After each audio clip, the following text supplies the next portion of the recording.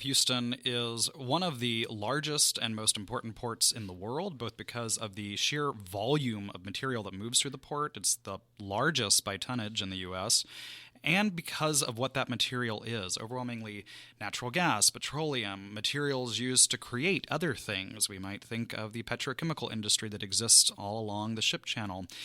The port is currently in the midst of an ongoing expansion. It's 11th, called Project 11. But as with any major infrastructure project, this impacts local residents, its neighbors, and is going to have long-term consequences for those who are around, both living nearby and working around the port. So today we're talking about that expansion and new information about what's going on in Project 11. I'm Weston Twardowski, an instructor in Rice University's Environmental Studies program and the Associate Director of the Center for Environmental Studies at Rice, and you're listening to Gulf Streams on KPFT, where we talk with leading experts and community leaders to better understand the environmental problems and potential solutions facing our community. Today on the show, we're talking with Leticia Gutierrez, the Government Relations and Community Outreach Director at Air Alliance Houston, Naomi Yoder, the GIS Data Manager at the Bullard Center for Environmental and Climate Justice, and Cleo Sharp, a board member at Achieving Community Tasks Successfully, or ACTS, and a past resident of the Pleasantville neighborhood. And all of you have been thinking a great deal about the port for many years and the various complications around it, so thank you so much for joining us today. Thank you so much for having us. Yes, thank you. Just a quick check, Leticia, you're calling in today, so are you able to hear us okay? Can you hear me? Yeah, we can. Welcome to the Great. show. Thank you. So I might do a little roundtable really quick and just have everyone introduce themselves a little bit and their work to our listeners, maybe starting with Naomi. Sure, yeah. Thank you so much, Weston. So my role in some of the Project 11 work is investigating, rounding up some of the science and investigating more into what do we know about especially pollutants and toxins that might be in the ship channel and in the ship channel disposal sediments. So when the ship channel is dredged, those sediments are scooped out of the ship channel. Dirt is scooped out and deposited somewhere else, and we need to know what is in there, since there is a lot of industry that pollutes along the way. So that's kind of my role is getting some of that together and talking with communities and amplifying community concerns to policymakers. Thank you. Mr. Sharp, can you introduce yourself? Yes, I'm Cleo Sharp. Cleo, as some know me as. My role with ACTS is as a former resident of ACTS. I also bring not only information that we gather over the current years, but also in the past years, as I was there as a little boy when the dredge site broke in 1957, and about 4 or 5 years old, so I have that experience. My father was a member of the community that was one of the leaders in the community that organized the Voters League and some of the other things that went on. So I have that history. He also worked with the city of Houston, so I interacted with it. And growing up, I saw him interact with a lot of leaders in the city as well as the state of Texas. So watching him, listening, sometimes when I wasn't supposed to be listening, I learned a lot about how things operate. And so the issue what I bring to the table is watching how they operate, learning that, and also bringing back information to the community as a community liaisons that will benefit the community and not do harm. Thank you. And we're going to come back to that rainless flood and a little bit of that history in a little bit. Leticia, could you introduce yourself? Yes, and thank you for having us on. Project 11 is something that we've been working on for many years. I have worked for Air Alliance Houston now going on 10 years and have been a part of the Healthy Ports Community Coalition now for almost 7. And so for me, this work is very important. I got involved when my son's pediatrician at the time, which was about 12, 13 years ago, pointed to my zip code being as one of the reasons why his upper respiratory issues were continuing to get worse. I considered myself a well-educated person. I had actually graduated with finance and economics and thought, how did I not know this? So he pointed to an article that had just been published in the Houston Chronicle that had stated that children 2 miles or less from the port were 5 times more likely to have upper respiratory asthma issues and 50 times more likely to have certain types of childhood leukemias. So I immediately sprang into action and fortunately found Air Alliance Houston and started volunteering, and soon an opportunity presented itself for me to work for the organization, and here we are today. And my job is to engage community, especially Hispanic community in and around the port, to be able to communicate in Spanish and give them the courage to come up and speak their stories, in front of elected officials, to be able to move elected officials to do the right thing as it pertains to not just to Project 11, but also a lot of air quality concerns that we have around the port. This has just been a very taxing thing, unfortunately, because it has governmental layers and entities that do have a hand and play a role in a lot of the decision making that takes place, which causes a lot of confusion with our community. And we feel that it's really set up that way to discourage and basically cut out participation. That's a great place to start. Thank you, Leticia. That gives me a number of places that I want to ask follow-ups on. The first of which is, can you just tell us briefly a little bit about the Healthy Port Community Coalition, what that is, and what the work of that organization does? Absolutely. So the Healthy Ports Community Coalition is made up of 9 other member organizations. ACTS, as you just introduced, Mr. Cleo from Pleasantville, which is Achieving Community Tasks Successfully. Air Alliance Houston, which I'm a part of, Bayou City Waterkeeper, COCO with Reverend Caldwell, which is the Coalition of Community Organizations. We also have the East Harris County Empowerment Council. We have the Environmental Community Advocates of Galena Park. We have Healthy Gulf, Public Citizen, and Texas Health and Environmental Alliance. So again, each organization tackles different parts of the port, different communities, and different goals. But one of our main goals here recently has been to try to put a community person in one of the 7 port commissioner seats. The commissioners that serve on the board have an opportunity to basically have a say-so in a lot of the business dealings and transactions that happen. And so we feel that having a community person that can have a view of what is happening could advocate for a lot of the things that we're currently trying to push for. And by community person, do you mean someone from one of the kind of areas around the port, or someone who's more intimately familiar with the various issues facing those communities? Both, yes.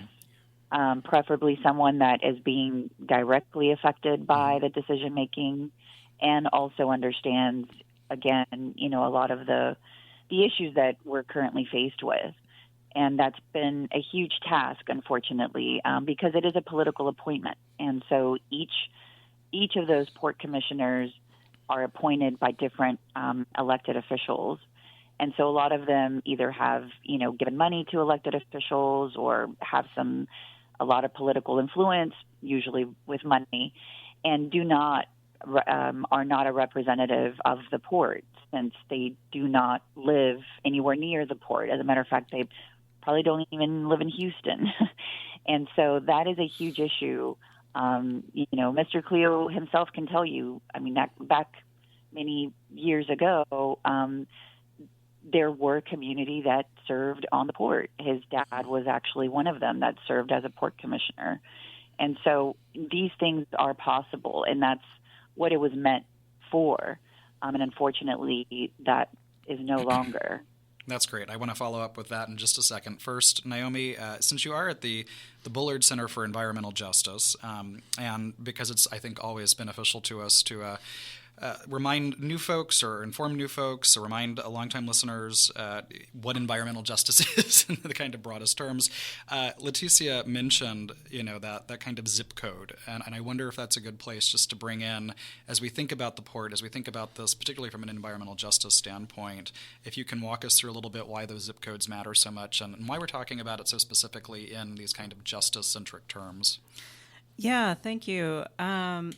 So the Bullard Center is founded by Robert D. Bullard, who is widely recognized as the father of environmental justice. So helped to found the term and make it an issue that we know today. And so the basic premise is that your zip code is one of the highest determinants of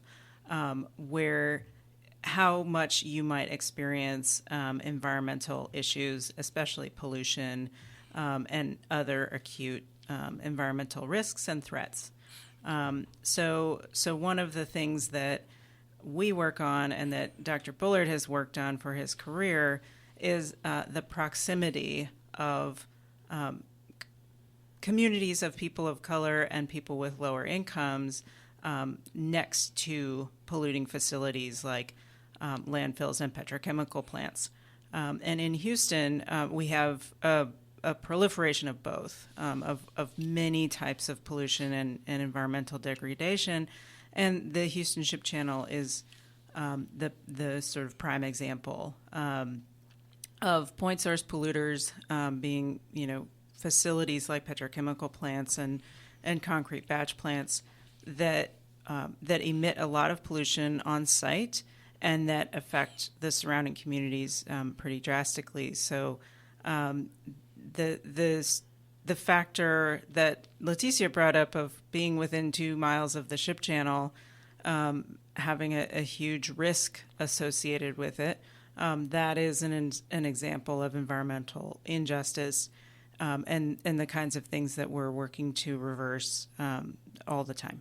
And I think one of the clearest elements there, Leticia already gave us a great example, thinking about, in our own family, asthma, the medical component of this. And I will, echo Dr. Bullard in looking at, maps of Houston. And we tend to think of these as, I think in a kind of popular imaginary, there's a degree of, we know this isn't as nice a neighborhood as that one. We know there are different problems there, but we don't tend to think of it as medical. We don't tend to think of it as overall lifespan. And when we compare things like River Oaks to, say, Pleasantville, we're talking about, a handful of miles of difference here.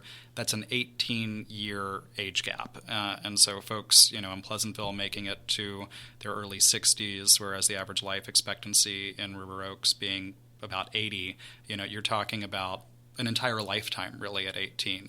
That's an adult. And so when we think of it in those kind of terms, I think the starkness of which communities are being impacted, how they're being impacted, really comes into play. And so, I would love to move now to Mr. Sharp to talk to us a little bit about this community perspective. And I'm fascinated to learn that your father was on the board of the port previously, because my experience with the Port of Houston is that there hasn't been a lot of kind of neighborhood folks who are actually on the kind of governing body for the port. Excuse me. That's true. My father started off working with the city of Houston as a warrant officer. He was one of the first two that served as a warrant officer for the city of Houston. Justin Robinson Jr., I think he was the second or third. He was a city council, and there was another city council from the Northeast end. Can't think of his name right now. But anyway, they were instrumental in getting them in the position where they could become that. Well, when my father served as a warrant officer, he moved up. He was supervisor over the finance administration, which is a lot of what Linebarger does when it comes to the taxes, collection taxes and things like that. And in that position, he served under Kathy Whitmire and I can't think but Hoffine Jr., Roy Hoffine Jr. was the mayor, both of them different time. And I think it was Kathy Whitmire that appointed him on the as one of the port commissioners, and he served on there all the way through, if I remember correctly, through Lee Brown. And Bill White wanted him, Mayor Bill White wanted him to continue as well, but he was, at that point, he was ready to retire. Yeah, he had been there for some time. So the community is concerned because a lot of what we've gone through, we haven't had representation, I should say, with the port since my father was no longer on there. And how long ago was that? My father passed in 2018, so I would say he retired about roughly 15, 20 years before then. So we're talking about the early 2000s. We haven't had a representative that actually lived in one of the port communities. That's a concern. And if I may elaborate a little bit further, growing up in Pleasantville at the age of about 4 years old, as Naomi and Leticia mentioned, a lot of, when I say a lot, and I don't mean overwhelming a lot, but for that number of people who had upper respiratory issues, Pleasantville had a high level of that and cancer. Yeah. And I, at 4 or 5 years old, I had a slight asthma, and that was because of the air quality in the area. But when that dike broke in 57, I went with my father to help bring people out of that area. There were a lot of elderly people at that time. You think about 1957, how many people had cars? Not many. So my father he got a phone call saying it broke, and he was going up there, and I asked if I can go with him. Let's go back for a second, because for folks, if we're going to get into the rainless flood, as it's sometimes called, then I think just remind folks what that was, because I don't know that everyone's familiar with the dike breaking in 57. And this can maybe start you off and say, there's a collection of dredge material from the port that had been essentially put into a landfill, and then that is what broke, right? Yes, correct. That landfill that contained the dredge material was within a stone's throw of the houses back there. And I literally mean that. I don't care if you were 50, 60 years old, you could take a stone and throw it and hit that dike. That's how close it was to the homes. And as it settled, some of the youth would play back there. Yeah. And they probably do that today. So what happened when it broke, we were assured that it was safe. Nothing can happen, but it's just an earthen dam, really. And when it broke, that's dredge material oozed into the neighborhood, into the homes back there. So my father, when he got the call, and I went with him in the back seat to help elderly people get out of there, because you didn't want to walk through that. And we made several trips through there. There were some neighbors that were a little further down. They used waders, fishing waders, and they waded through this. And they ended up, the men that did this ended up in 10 or 15 years later, they ended up contracting cancer and died. as a result of just going with my father, the air quality that was already an issue, about 6 months later, I had severe asthma. Matter of fact, it was so severe that before I even got to go to elementary school, I had to go for 2 weeks. I was on the oxygen tent because I could not catch my breath. I strained, and I remember it vividly. If you think about being 4 or 5 years old, you don't forget something like that because it is traumatic. I strained to catch my breath for 2 weeks every day. And I was in an oxygen tent and still was straining to catch my breath. So that's the effects when you have the combination of the chemicals that are in that dredge material with the poor air quality from the industries along the port. That's the combination, that effect that Leticia was talking about with her son. Naomi was talking about from the scientist perspective. That's what people take for granted. And we were told that it was hereditary. And I didn't think about it being young, but now when I think back for the last 10 years, my grandfather didn't have asthma. My father didn't have asthma. My mother didn't have asthma. My grandmother didn't have asthma. My great-grandfather didn't have asthma. And my great-great-grandfather didn't have asthma. So how can it be hereditary? No, thank you for that. I mean, that's. I would encourage folks who aren't familiar with the rainless flood to go back and to take looks at the photos. I mean, they're really remarkable images that are kind of overwhelming. And I've heard other community leaders and elders speak on this issue, and I've heard Miss Dolores Magruder, who's a well-known environmental advocate in town, who's been around for many years doing this work, speak about this and her own recollections of these landfill dumps of dredge material and playing on and around them as a child.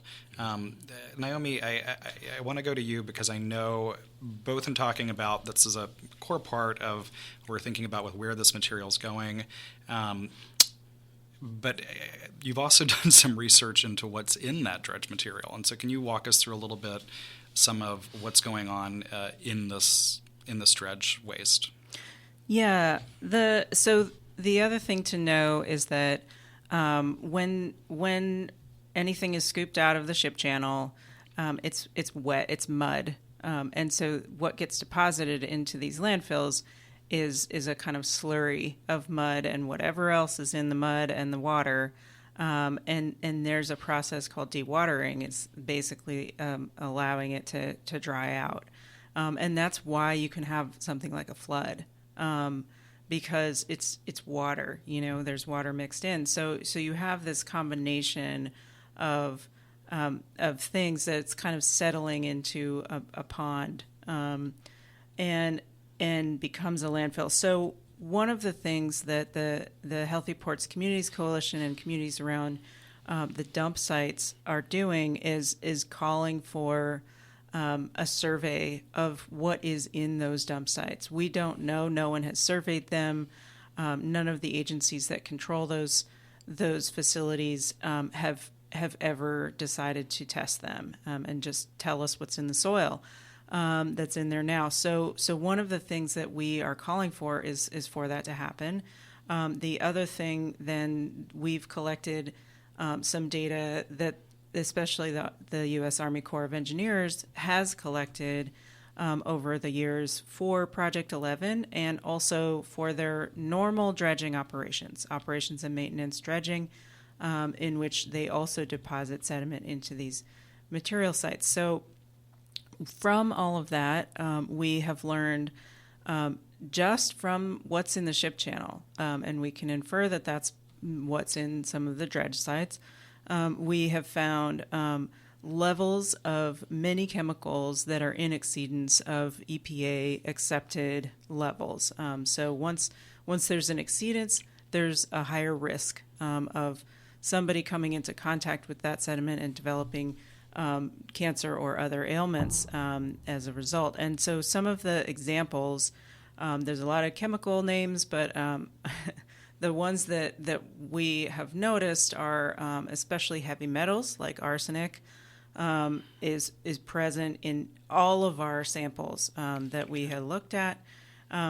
We also had levels of dioxins, which is extremely toxic in many of the samples.